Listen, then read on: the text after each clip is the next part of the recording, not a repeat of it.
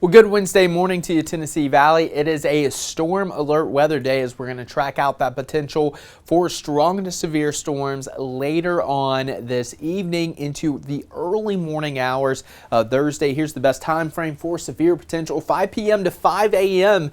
Eastern time, and that highest window, if you want to refine that even more, likely between 7 p.m. and 1 a.m. Entire coverage area, all modes of severe weather going to be possible, including damaging winds, large hail, and even tornadoes here across the Tennessee Valley. So just really one of those days where you need to pay close attention to your weather app and make sure you have multiple ways of receiving those severe alerts. Now here's a look at your radar this morning. Relatively quiet here across the Tennessee Valley, but already seeing some of that severe weather ramping up across portions of Kentucky back towards Arkansas.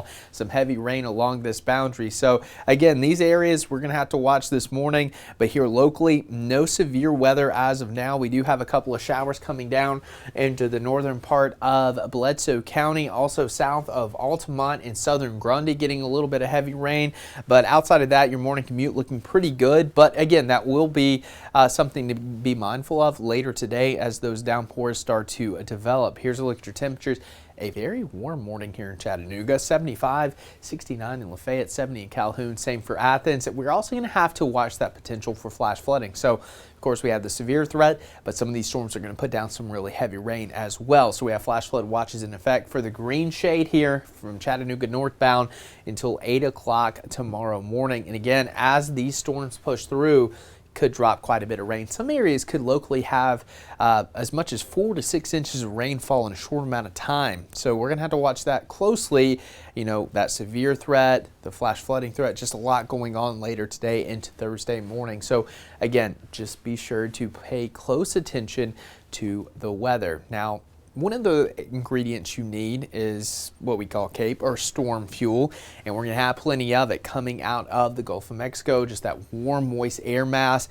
We're also going to have wind shear, which is where the winds are changing direction as you get higher up, which allows some of these storms to rotate. So we have multiple ingredients that we need for severe weather, so we're going to have to watch that closely today.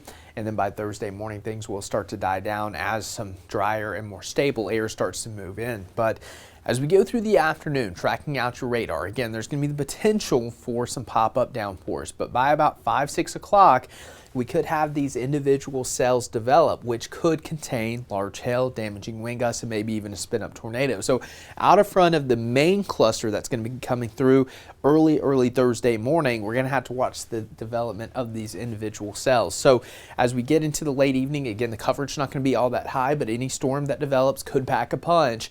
And then as we get into the overnight hours, notice these cells kind of clustering up together. This main line going to start to push to the south and continue through the early morning hours on Thursday.